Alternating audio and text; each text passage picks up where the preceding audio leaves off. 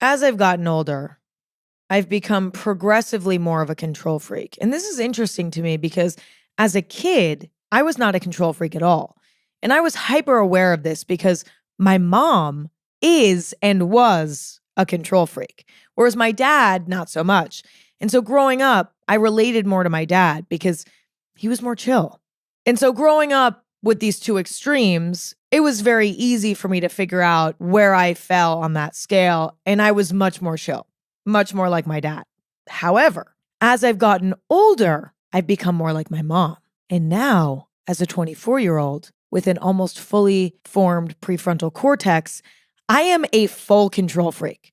This is a trait of mine that's really become visceral over the last few years. It wasn't always there. Do you know what I mean? There are certain personality traits that I've had since I was like a 4-year-old. You know, I've always loved clothes and fashion. I've always been a little bit rebellious. I don't like being told what to do. I've always been pretty outgoing. I've always been an oversharer, somebody who just talks about themselves with no bounds and no limits. Like there's certain personality traits that I've always had. However, this is one that's a little bit newer. And so it's a bit foreign to me. I mean, not really because I experience it every day. I am a control freak all day, every day in every area of my life. But it's a little bit of a departure from who I once was.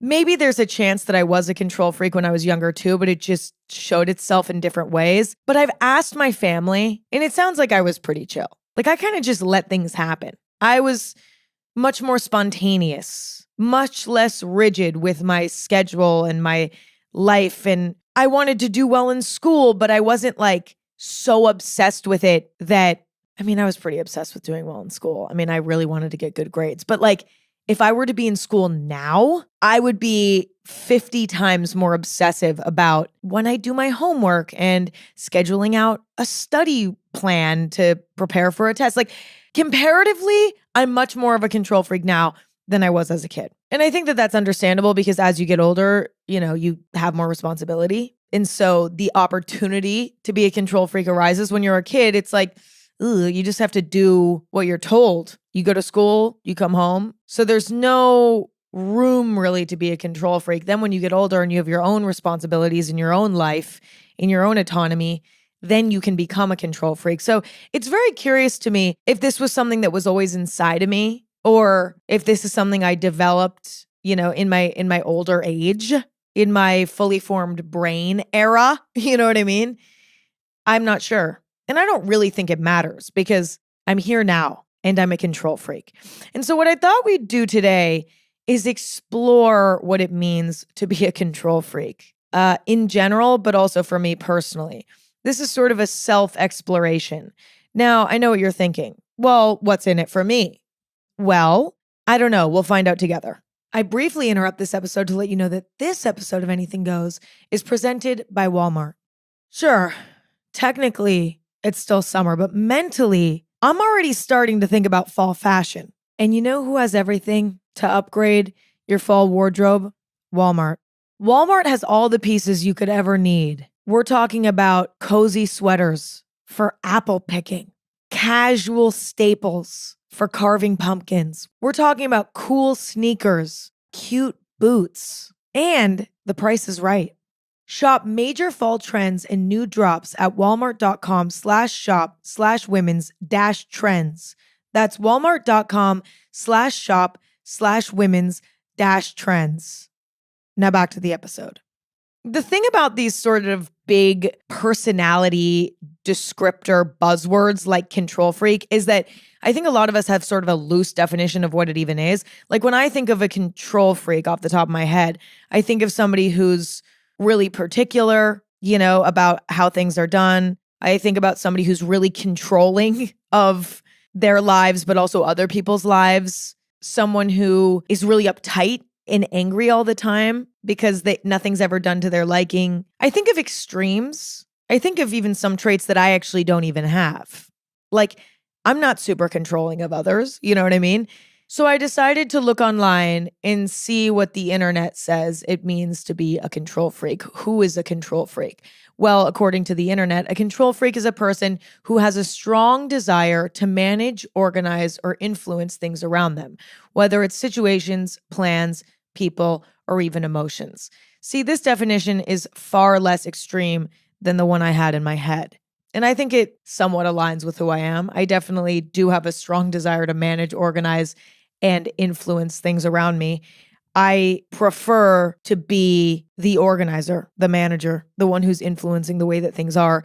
And I take it upon myself to do that. And sometimes it's wonderful and it improves my life and those around me. And sometimes it's miserable and I take on more than I can handle. Perhaps I can come off as maybe controlling to others in my personal life. I try to keep my control freakness to myself as much as possible, not make it other people's issue.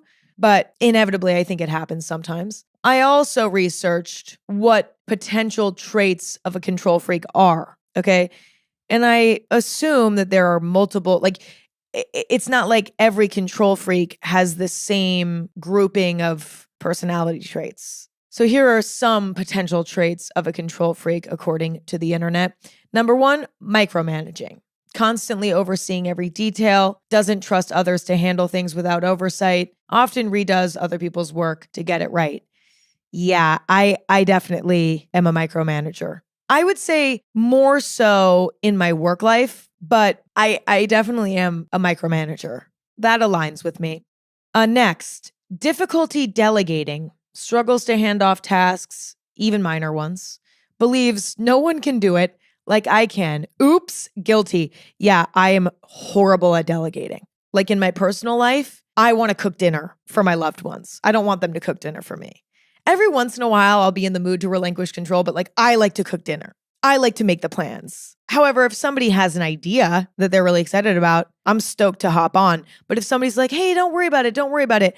I'll make the dinner reservation and I'll book the movie tickets if we're going to see a movie after. Like, I'll do it all. That gives me overwhelming anxiety. I'm like, we're going to eat somewhere where the food is bad, and then we're going to go to the movies, and the person booking the movie tickets is going to accidentally book our seats like scattered across the movie theater, and I'm screwed, and everyone's screwed, and we're screwed. Like, that's how my brain works. And then in work settings, if it was up to me, I would literally clone myself and do everything myself, which is a little bit toxic. No, Emma, other people have strengths that I don't have. That's wonderful. And that actually makes everyone more successful. You know what I mean? But for whatever reason, because I'm such a control freak, if I could just clone myself and do it all myself, I would. Because I know how I like things to be done.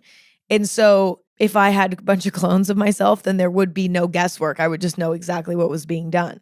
But I will say, though, in personal settings, I'm more flexible. In work settings, it's really hard for me, and it causes me a lot of anxiety. Like, it takes so long for me to trust somebody, to trust that they care about it as much as I do, and so they're going to put the same amount of work into it as I would. Oh, God, it's so hard for me. And again, it's like kind of stupid, but it's how my brain works for whatever reason. Okay, next. Control freaks are perfectionists. They need everything to be just right, their way. Get anxious or irritated when things deviate from the plan. I'm a known perfectionist to a fault. Not in a cute, hot way. Ugh, I can't help it. Everything I do is perfect. I will, for example, be working on a minor task, like a small task that should only take me 30 minutes. But because I'm a perfectionist, it'll take me 4 hours for no reason. Like, I'll be tweaking the littlest, teeniest little details. That's a waste of my time. I just cannot sleep at night knowing that I did not work on something until it was perfect. And again, this is not a flex. Like, it sounds like a flex. And listen, there are some beautiful things about it, but it is ultimately harmful because not only does it cause me anxiety, but it also is a waste of time. But also, I'm a perfectionist about how I spend my time. Ironically, it's like I'm such a perfectionist that I'll waste my time doing stuff that's pointless. But then I'm also such a perfectionist that I'm obsessed with how I use my time, and I want to schedule out my day perfectly and plan everything perfectly and then stick to it exactly how it was planned. And if something takes more time than I expected, it does stress me out, causes me anxiety. I'm setting myself up for failure in a way. Next, another trait of control freaks, intolerance for uncertainty. needs everything scheduled, defined, and controlled, gets uncomfortable when plans are flexible or undefined. Yeah, that's me. I have such a hard time making plans with a friend who's super casual, super chill. Is just like, oh, I'll text you later and we'll like maybe hang out. That drives me nuts. I like to schedule everything out. I like to know what my day looks like. I like to use my time wisely. And if something's floating up in the air, I don't know how to schedule that. And so it freaks me out. Okay, next, overreaction to change. Strong emotional reaction to surprises or disruptions. Tries to reassert control quickly when plans shift. I will say, I do not like when plans change. It makes me very uncomfortable. It makes me anxious. But I will say, this isn't that overwhelming of an experience for me. Like, it is a bit uncomfortable. I feel that discomfort. I experience that discomfort. But I can pivot pretty well. I go back to, my perfectionist trait where I'll work on something for 4 hours that I really only needed to work on for an hour. And then there goes 3 hours of my day that I was going to use doing something else. I've gotten pretty good at calming myself down and being like, all right, this sucks. I'm upset. I'm a little anxious about it, but let's move things around to sort of, balance out the fact that things didn't go to plan. Like, I quickly will go onto my Google Calendar and start moving things around, you know what I'm saying? So that I feel in control again. So yes, change is upsetting to me, but I don't think I overreact about it. Like, it definitely causes me upset, probably more than the average person, but I'm not like screaming and crying. You know what I mean? But maybe that's not what they mean by this. Maybe they mean overreaction because the average person is just flexible with their schedule and they don't even get a little bit of anxiety or upset when plans change. They're just like, oh yeah, no problem. So maybe that's what they mean by overreaction. So yes, I guess I do overreact compared to the average person, but I don't overreact socially to the point where people would be like, ooh, what's wrong with her? Same thing goes if I'm like hanging out with a friend group and my friends and I go to dinner at 8 p.m. and then we have a plan to go to a party at 10 p.m. after. If we don't end up making it to the party until 1 a.m. because we were sitting at dinner for so long chatting, like I might have a little bit of anxiety in the back of my head. I might be looking at the clock like, oh, we were going to go to that party, but it's internal. I'm not like, hey guys, what are we doing? Hey guys, seriously, no, we had this party to go to. That was the plan. Like, it's an internal thing. Do you see what I'm saying? Okay, next. Control freaks can be controlling in relationships, may dictate how others behave, speak, or even dress, can use guilt, rules, or manipulation to get compliance, struggles with letting others make independent decisions. No, this is not me. And I'm not just saying that because this is the most unfavorable and the most unflattering trait of them all thus far. My control freakness is pretty focused on me. Like, I have no desire to control other people.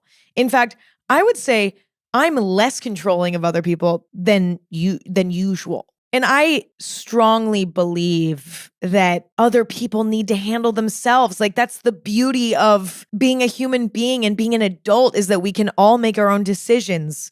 I cherish the fact that I'm able to do that, and I would never impede on other people's ability to do that because I think it's so important. And I think when we try to control each other, it's really not good. Like, we should all be strong, independent individuals with a set of morals and values and blah, blah, blah, blah, blah of our own.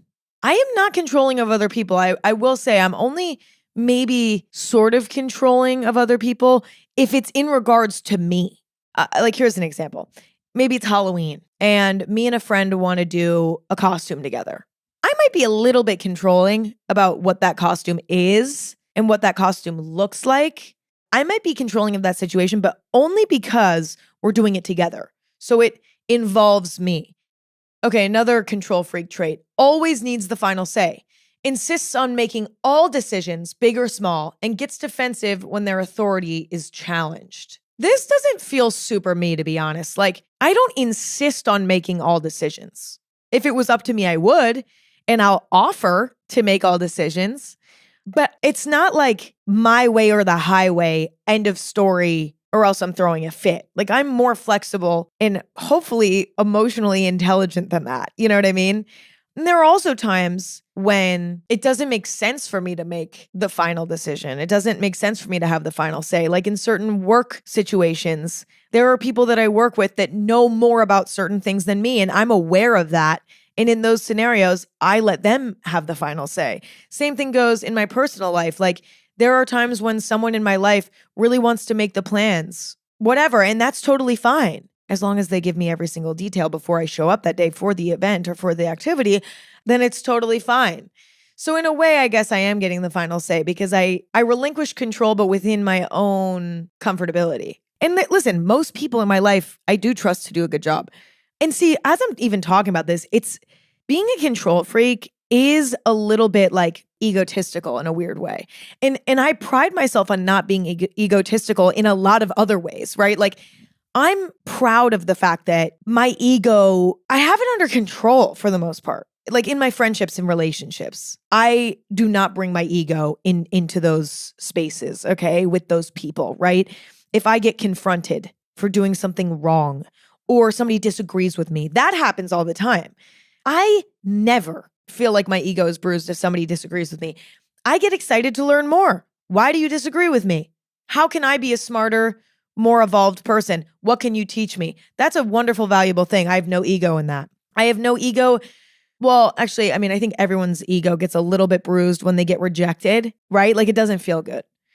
But I can take the hit and not take it out on other people. Being a public figure, I would say I've managed my ego pretty well. Like a lot of people experience internet validation and it naturally boosts the ego, potentially to an unhealthy level. And listen, I'm not shitting on people who have experienced that because it makes sense. It's like if you're getting an unnatural level of validation through the internet, there's a good chance that that's going to boost your ego. But I've been really fortunate that that hasn't happened to me because number one, I think it's just the type of person I am. Like just because I'm getting external validation from the internet doesn't mean I'm any more awesome than I was before or less awesome. Do you know what I'm saying? Like I still see myself the same way. And that just is, I guess, my nature. But also a lot of people around me for my entire career have been like, hey, don't start thinking that your shit doesn't stink because it does. Chill out.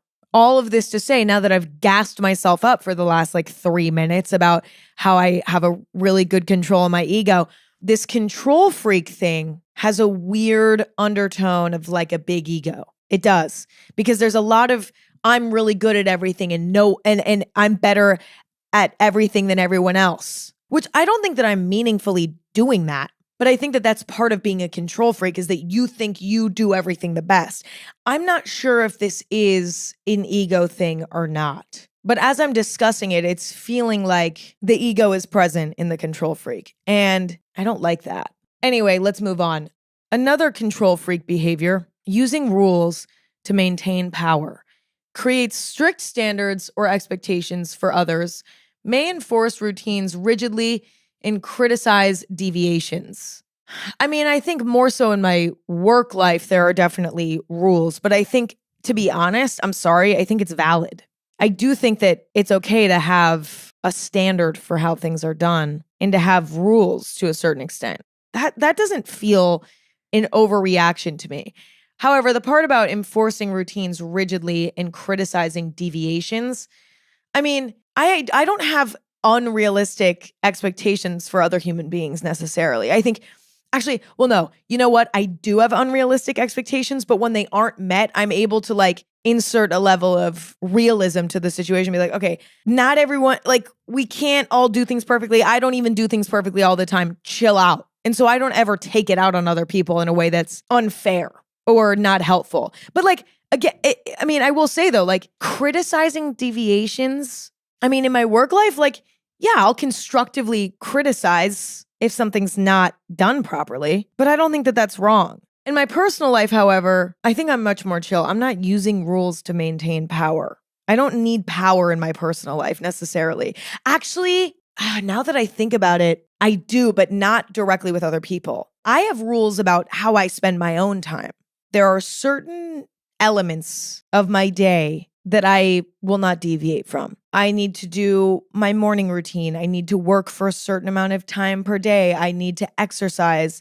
And those are very strict rules. And I guess in some ways, enforcing my routine and how I spend my time really strictly helps me maintain a feeling of power in my own life. But that doesn't necessarily impact other people. It only impacts other people if they're like, hey, Emma, want to hang out? And I'm like, no, I can't. Or like it has to be after a certain time because I have these other things I need to do first. But to me, that's just like a healthy boundary. Do you know what I mean? In the last control freak trait that the internet told me about, high anxiety behind the scenes. Control is often a response to underlying fear, anxiety, or insecurity. May feel that losing control will lead to something bad happening. This is so me coded. Yeah, this one really hits different. I mean, I don't even have anything else to say because this is just me. I have always been an anxious person, but I think as I get older, I become more anxious and thus more of a control freak because when I feel in control, I feel less anxious, whether it being actual control or sort of phantom control. Actual control being like, oh, I'm going to make the dinner reservations for the friend group and I'm going to book the activity that we do afterwards or whatever. Phantom control is like thinking that just because I do that, it's all going to go exactly to plan. I don't know.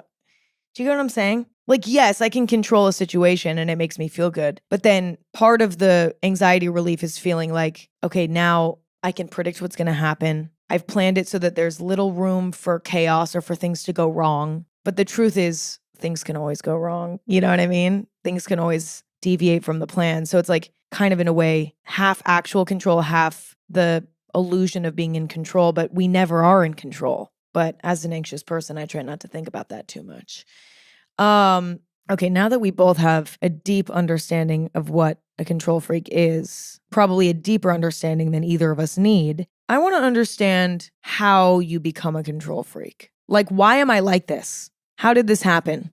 Because I wasn't always this way. Maybe I had little inklings of it, but I wasn't always this way. Like, I am at my peak control freak level at this point in my life. You know what I mean? It is reaching a sharp peak.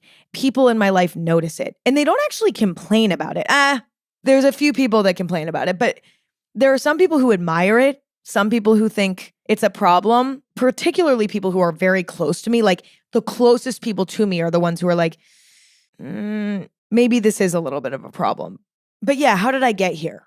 So according to the internet, you can become a control freak due to childhood experiences. If you grew up in a home where things felt unpredictable, emotionally, financially, or physically, controlling your environment may have been a way to feel safe. I mean, this could maybe pertain to me because my parents got divorced when I was 5, I guess. So my entire childhood, I was kind of, I don't know, I never really could get into a routine because I was constantly going from one house to the other. Also dealing with my parents potentially dating, bringing new people into the picture. I had a very, very hard time with that. And that uncertainty of like, now I have a stranger in my house. Why? And being an only child, I did it alone. And listen, I know what you're thinking. Oh, Emma's parents got divorced. Emma's complaining about something that happens to like 50% of people.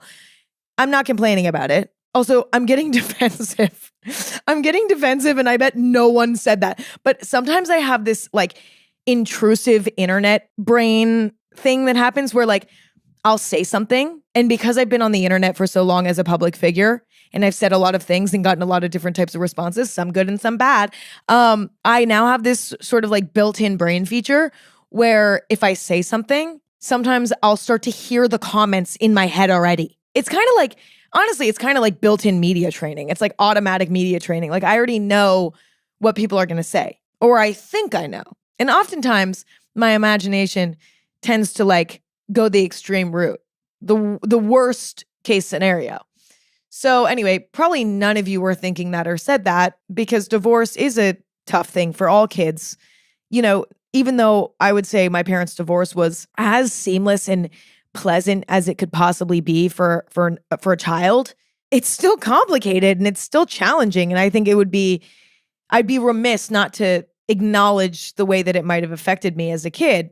But I also am aware that people have it worse because that's the other thing people love to do on the internet. You can't even talk about having like a little challenge because it's always like, yeah, but someone has it worse, which is totally true. Somebody always has it worse and somebody always has it better in all scenarios. And so it's tough on the internet sometimes to be like, to even just talk about something just as a fact because it happened. Because people will be like, yeah, but you should be so grateful because this, it's like, yeah, but I'm not complaining. See, this is my internet brain spiraling. Isn't it so interesting to watch? Isn't it so curious? Are you enjoying watching it? This is how the inside of my brain works. But let's move on before I fully spiral into a place where we have to ultimately just cut the whole episode because I spiraled into not usable podcast content territory.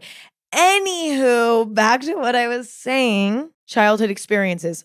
It's possible that led to me being a control freak. Parents being divorced, not really ever being able to form a solid routine because I was constantly moving back and forth from one house to the other. I didn't have one closet. I didn't have one bed. I didn't have one safe space. Now listen, some would argue, yeah, but you had two, and that's a really wonderful, beautiful thing. Yes, it totally was and is, but in a very different way. Like I will say, now that I'm an adult and I live by myself, there is something really peaceful and predictable and just wonderful about having one home. It's defined, it's singular. There's just something about that, at least to me, is really peaceful. And so I think this could potentially have something to do with my control freakness.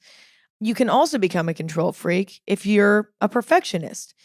If you were praised for being the responsible one, the achiever, or the organized one as a child, you might have linked control with your self-worth.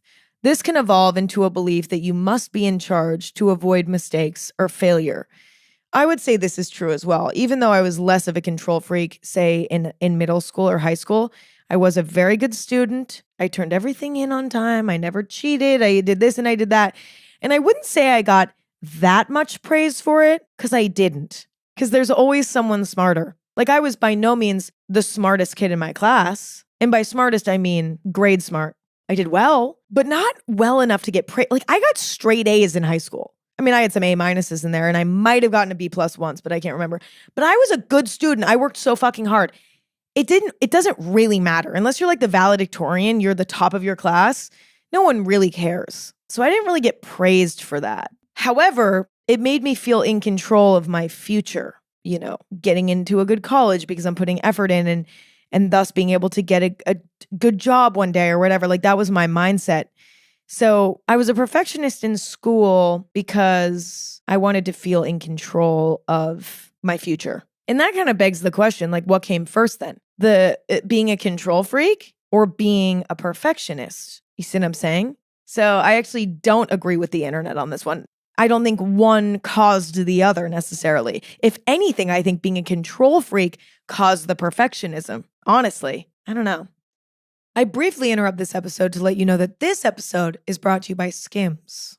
I've always struggled a little bit with bras and underwear. I think mainly because they can be so uncomfortable.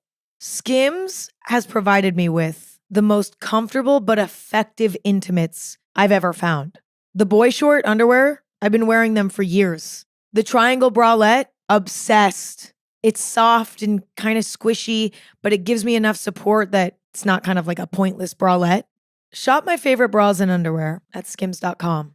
After you place your order, be sure to let them know that I sent you. Select podcast in the survey and select anything goes in the drop-down menu that follows. Now, back to the episode. The internet also says that you can become a control freak if you're somebody who has anxiety or fear of the unknown. This is very me.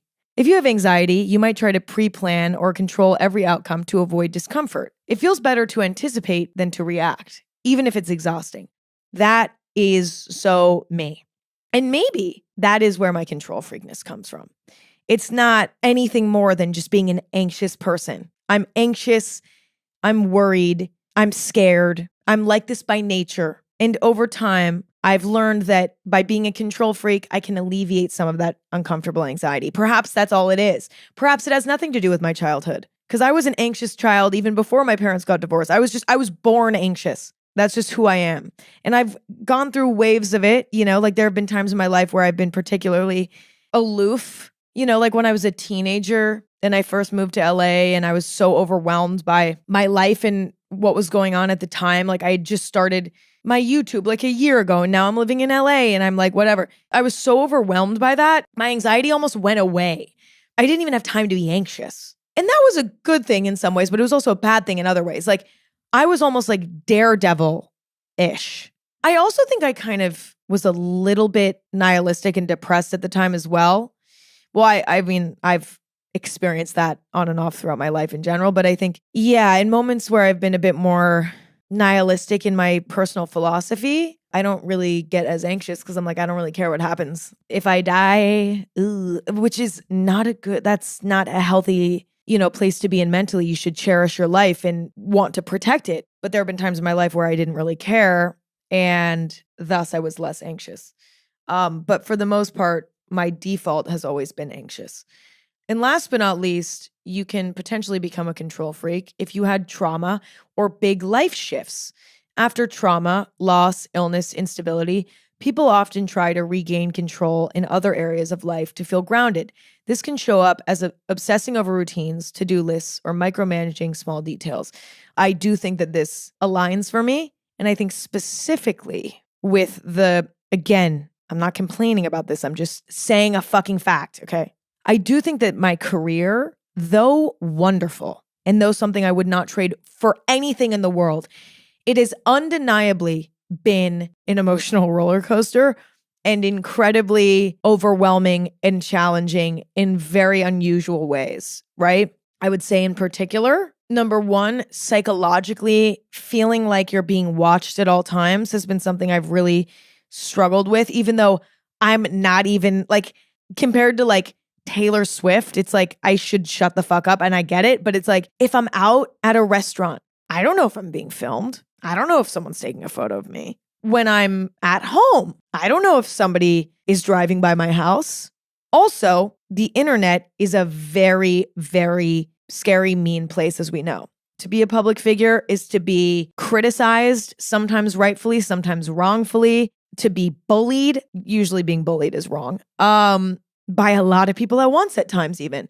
That can be a really traumatic experience. Say what you want. It's all on the internet. It's not even real. It feels fucking real. When you're getting torn to shreds, it feels fucking real. All of these things have been incredibly challenging for me. Worth it? Absolutely. But it has been the greatest psychological challenge of my life. Hands down. Learning how to manage it has been the hardest thing I've ever done in my life because it's such an unnatural experience.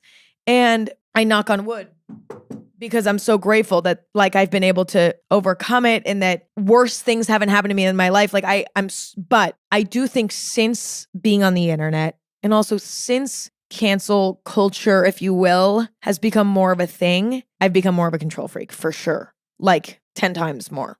When it comes to cancel culture specifically too, I feel in control of my actions and what I've done in my life, And so if I were to be confronted on that, it's like, okay, I can handle that. You know what I mean? Like I'm not hiding anything. But the element that I can't control is rumors and lies. And that happens as well sometimes where somebody will be like, fuck it, I'm just going to make this TikTok saying that like Emma punched me in the face because like it'll get, X amount of views and then we go from there, Like that's the type of stuff that makes me feel so out of control is that I'm not in control of my own identity, my own story, my own reputation because somebody so easily could lie and it could be taken as fact. And that happens. Okay, so now I think we understand what it means to be a control freak, thanks to the internet. Now it's time to dissect me. I want to go through the pros and cons of my personal control freak tendencies and see what we can discover from that. I've broken it down into two categories, my work life and my personal life, because my control freak tendencies impact both very differently. So we're going to start with my work life. Okay, pro number one. I do think being a control freak makes my overall work quality higher. I am a perfectionist, and so that does positively impact my output. I work really hard and I put out good work. Okay, next. In my work life, I'm very organized because being organized makes me feel in control. My Google Calendar, my routine, my podcast outlines. When I'm filming a YouTube video and I have all my files of footage and stuff, I have it backed up on a hard drive and then on another hard drive. And then I have super organized folders with all the video clips. Like I am so organized. The organization makes me feel in control, which is, as we know, a feeling that I like. but it benefits me because being organized is awesome. No one can tell me otherwise. Like, I get it. It's a control freak trait, and I might be a little bit too organized sometimes. It's like, okay, Emma, you don't need to be scheduling down to the hour with some stuff. I might be too organized at times, but I think overall, the organization seems to be a net positive. It really makes my workflow so much more productive and so much more seamless. I like that element. Next, I notice everything. I'm so meticulous, again, because being meticulous makes me feel in control, that I notice everything. If there's a little teeny tiny little mistake, I'm probably going to notice it. Now, there are certain things in my job that I can't have eyes on. Like, for example, I don't listen to every single podcast episode after it's edited. It kind of just goes into the abyss because I don't have time for that. Because these episodes are long, and if I listen to every single one, I can't really do something else and pay attention to what I'm saying while I'm doing it. It's impossible. So that's something I don't, review. Or like, there's certain things with Chamberlain Coffee, my company, where it's like, I can't look at every single little thing. I just can't. It's impossible. Like, every single email that goes out to customers, every single Instagram post that gets posted onto the Instagram, I can't manage all that. Like, it's too much for one person to do. And so I've had to delegate those things. But like, I really try to pay as close attention to everything as possible and be as meticulous as possible. And so I notice mistakes, which means just less mistakes, which is good for work-related stuff. Next, I do try to do as much of my own work as possible. I do delegate a lot, but I do more of my own stuff than I maybe have to, because it makes me feel in control. Like, I write my own podcast outlines. I edit my own YouTube videos. I handwrite stuff for Chamberlain Coffee instead of using a copywriter sometimes. And I think why that's a good thing is because, number one, it loses its feeling of it being me. That is important to me. But also, I lose that creative, like, I'm not using that creative muscle in my head to make things. And last but not least, I'd like to believe that I'm easier to work with because I'm such a control freak. Like, I actually think it makes me an easier, because I'm organized and because I'm a perfectionist. I think the perfectionist element can be a little bit tough, but I'm never disrespectful about it. I don't think. People I work with can call me if they ever listen to this episode and be like, well, that one time, but I don't think so. I'm respectful about it. I'm particular, but I'm kind.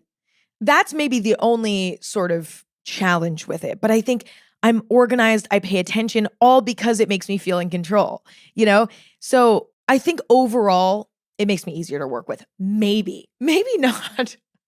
Now I'm thinking about the people that I work with, whether it's like my wonderful agent or whatever. Like, she's probably thinking right now, she's like, Emma is so particular. Like, it's tough. But I think in some ways it makes me easier to work with. Like, I'm organized. That the organizational element, I think, is what makes me easier to work with. Okay, now let's talk about the cons in my work life. I have a tendency to overwork myself from trying to do too many things at once and also trying to do everything perfectly to the point where it leads me to burnout easier. And burnout is when you basically overwork yourself to the point where you just become so fatigued that you can't do anything. Then I really spiral because if I'm burnt out, I have it causes a mental block and I can't come up with anything. Nothing feels right. Like, I know when to take a step back more so now through practice. So I'm getting better at this, but it's still something that I struggle with occasionally. Another con, I've discussed this already in this episode. I can waste time trying to make something perfect. As I said earlier, like, I'll spend 4 hours working on something that could have been an hour, or I'll spend 4 weeks working on something that should have only taken 4 days. I mean, in my head, it doesn't feel like a waste of time because I want it to be a certain way and I feel justified in it. But I think technically I could get more done. I could post more YouTube videos. I could do more if I wasn't as much of a control freak, perhaps. But doing more isn't always the answer. So I don't know. I'm kind of conflicted on this, if this is a con, but it feels like a con to me. So I'm putting it on the cons list. Next, it makes me anxious that I can't do everything myself. It is impossible in my job to do everything myself.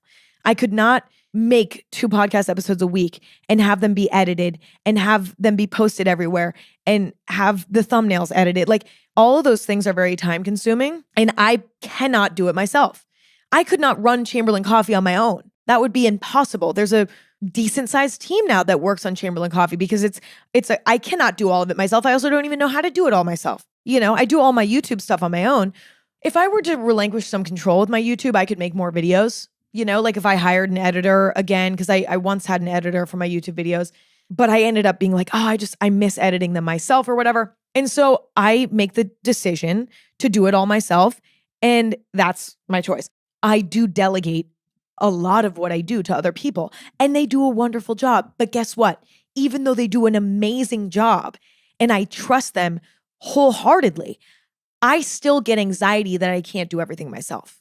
Sometimes painful anxiety that like freezes me. Like it's sometimes very overwhelming. Also, I think that sometimes I think my standards are too high and I'm like left disappointed when I shouldn't be disappointed. Like I should be proud or I should be excited, but it's like, but it's not perfect, and that leads to negative emotions, which is to me a con. And last but not least, when I don't do something myself and it's not done properly, that really upsets me. I have feelings of deep regret. Like I should have done it myself. Oh, no. Like, and I can get really upset about this. Again, I'm not going to take it out on other people, but like on a personal level, I'm calling my parents and I'm like crying about it. You know what I'm saying? I'm so frustrated. I'm so upset because I'm like, if I would have done it myself, it would have been fine. It would have been, and now it was done wrong. And it's because I delegated and I can really beat myself up about it. And that's, again, a negative emotion that is not fun. I'm trying to get better about that, but it's definitely something I've struggled with. Now let's talk about my personal life. Okay, starting with the pros. I think it's kind of wonderful for people in my life that I am somebody who's such a control freak because I make all the plans. Nobody has to stress. Nobody has to worry. I'll make the dinner reservation. I'll book the movie tickets. I'll plan it. No one else has to. And most people actually don't want to. Like that's a chore for them. Whereas for me, it's like, this is wonderful. I get to be in control. They get to sit back and relax and just come on the ride. However, this is also going to be a con, but we'll discuss that later. I think another pro is that I'm kind of the mom of the group a lot of times. Not always. There's sometimes somebody who's more mom energy than me. And when that's the case, I actually like it. I get excited. When there's somebody who is more of a control freak than me, and I sense that, I'm like, oh, take it away then. Because you're going to do equally as good of a job as me, if not even better. You're going to pay attention to every detail and then some. But when there's not somebody who's more of a control freak than me in the group, I'm sort of the mom of the group. Somebody spills something on their shirt, I have a Tide to Go stick.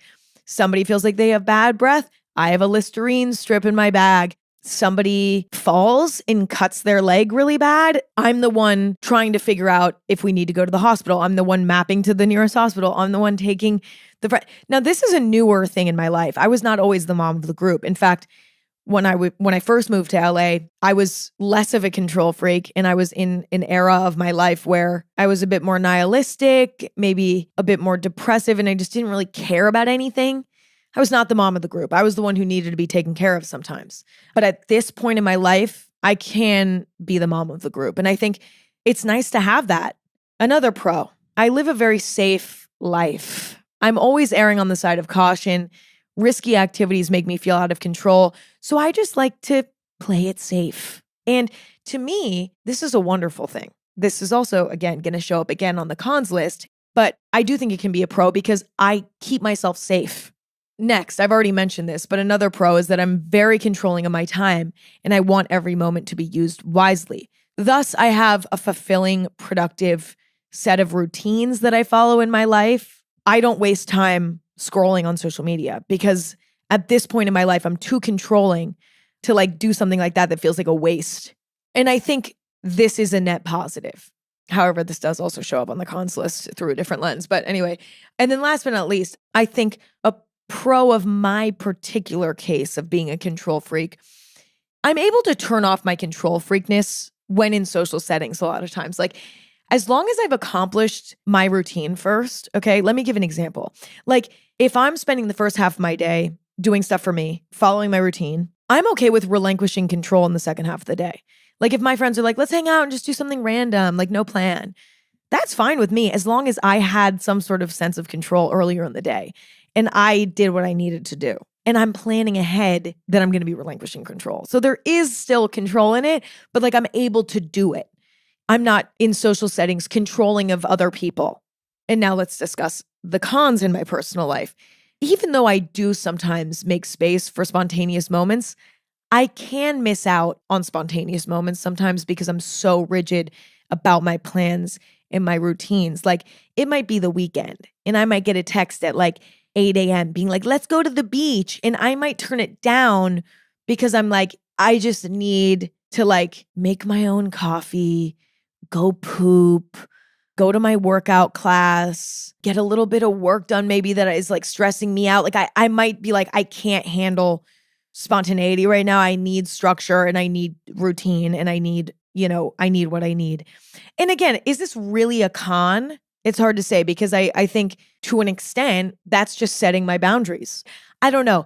This can be a con potentially, but I'm iffy on if it is. Definitely a con though, is that I can overlook new experiences because I love the comfortability and control that comes with familiarity. I might miss out on trying a new restaurant to go to one I already know I like, but that new restaurant might be this gem that I'm missing out on. I have a tendency to stay in romantic relationships for maybe a little bit longer than I need to because it's familiar and because it's safe and I have control over it. Whereas being single and going out into the dating world is a bit more out of my control. And that's a con. Another one, I can clash with people who like to do adventurous, spontaneous, risky stuff because that makes me feel out of control. But some people thrive on the opposite of me. I thrive on predictability, familiarity, control. Other people thrive off of adventurousness, spontaneousness, riskiness. There are wonderful people in my life who thrive on the opposite. And so there's a compromise that needs to be made. And sometimes it's really challenging for me or for them. When I do, it can bear beautiful fruit. And so, that begs the question then. It's like, well, is that a healthier lifestyle? I think not. I think there's value in having people in your life who live differently and stuff and force you to go out of your comfort zone a little bit. I don't think I need to stop being a control freak and be like them because that's not who I am. I don't even think I can do that. But I think there are moments when I can experience beautiful things through compromising with them. So I actually think it's kind of a pro, but it's a con though because it's tough. Next, I get anxiety dealing with people who treat plans casually. As I've mentioned a trillion times this episode, like to feel in control of my routine and schedule. And so if somebody's like, let's just hang out later, but like who knows when, that's very uncomfortable for me. Next, because I'm so controlling about spending my time wisely and sticking to my productive routines, I can get upset when I feel like I've wasted time or didn't complete my routine. As I mentioned earlier, have gotten better at like pivoting and finding a way to find control in things not going as planned. Like I can regain the control by shifting my plans. But I think it does upset me maybe a little bit more than it should. More than anything, I think it gives me anxiety a little bit more than it should. And last but not least, I have an overwhelming amount of anxiety about the things in life that I can't control, which is a lot of things. Health. I can exercise and I can eat well and I can go to the doctor and get my checkups and I can get my blood drawn every once in a while. And, there are things that I can do and that are in my control. And let me tell you, I am in control of those things. Actually, that should be added to the pros list. I'm very health conscious, which is good. Sometimes can be a con when, I become too obsessive about my health. That can get dark. So, it's kind of a pro and a con, but that's something that's really challenging. The health of me and my loved ones. Dangers out in the wild, driving, flying on planes, crossing the street, stalkers, murderers, like all these different things that you can't control. You can be wary, and I definitely am. Like, every time before I fly on a plane, I'm looking up the plane model and like the stats on the plane model. And when I'm driving, I'm not a fast driver, and I'm very adamant about looking around. When I cross the street, I'm particularly cautious about crossing the street. Like I'm a freak. Like I sprint across the street. I don't care. I don't care if I look stupid. I don't care that I'm a 24-year-old adult and that I can't casually cross the street. Like I'm running across the street like I'm a scared toddler. And guess what? I don't fucking care. Crossing the street's dangerous, especially in LA. People drive. I've almost gotten hit in a crosswalk before. It's dangerous. So I treat it as such. But I have anxiety about these things to a level that's unhealthy. Definitely. And I think that is undeniably a con. So what's the conclusion of all this? Well, I don't necessarily really have one. I mean, I think the conclusion is very open-ended and one that I could have come to the conclusion of prior to doing all of this research and self-reflection. I think being a control freak is neither good nor bad, as with most personality traits. Like if I was the complete opposite and I was an adrenaline junkie who loves spontaneity and adventure, there's pros and cons to that as well. And I think my personal homework that I'm giving myself is to try to extract the helpful, productive, positive elements of this personality trait, and then to keep an eye out on the negative ones and to try to work on them and find solutions. And as I find those solutions, I will be sure to share them with you all. But I'm not necessarily ready for that yet. Okay, I still have a little bit of work to do. I might crack the code one day, and maybe this is just sort of one of those ongoing struggles that I'll be dealing with for the rest of my life just because this is who I am. I'm not so sure, but I'll be keeping you updated on the journey. And that's it. That's all I have to discuss. And I discussed a lot, so I think we should all feel satisfied. If you enjoyed hanging out, new episodes of Anything Goes every Thursday and Sunday. And you can watch video on YouTube and Spotify and listen literally anywhere. Podcasts are available anyway. And if you want to keep up with Anything Goes on social media, at Anything Goes. If you want to find me on social media, at Emma Chamberlain. And if you want to find my coffee company, that's Chamberlain Coffee, both in the world and online. I love you all. I appreciate you all. It is always a joy to hang out and reflect and analyze and dissect. To do that with you, oh my God, what a joy. I'll talk to you in a few days. Bye. I'm going to go proceed with my day with a rigid routine and an underlying sense of anxiety. And I'll talk to you guys later. Okay, I love you all. Bye.